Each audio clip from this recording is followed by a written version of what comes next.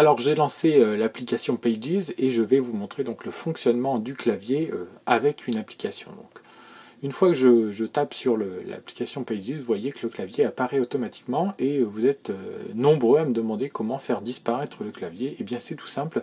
Vous voyez ici tout en bas à droite, vous avez un petit bouton donc, qui va servir à faire disparaître le clavier. Et si vous voulez le retrouver, eh bien il suffira d'appuyer sur l'application comme ceci. Alors, donc moi j'ai mis les majuscules automatiques en début des phrases. Donc vous voyez au début de la phrase, ma touche est grise avec la flèche qui est bleutée.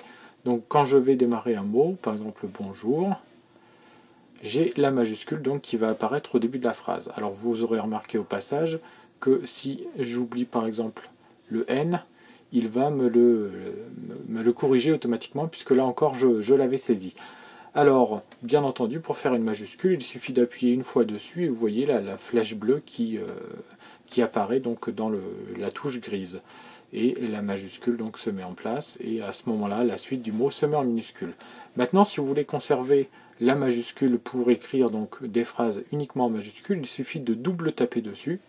Et vous voyez donc cette fois-ci, la touche apparaît bleue avec la flèche grise. Et là, vous avez donc toutes les lettres qui apparaissent en majuscule.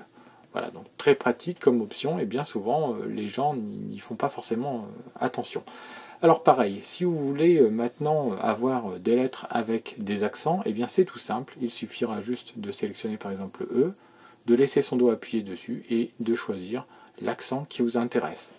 Voilà, comme ceci.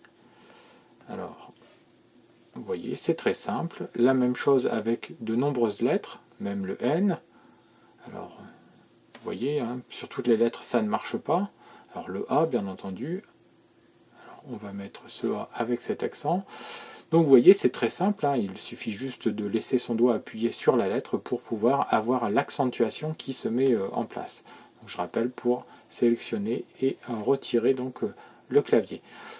Voilà, donc je vais maintenant vous montrer une nouvelle option qui est le branchement d'un clavier Bluetooth sur l'iPad.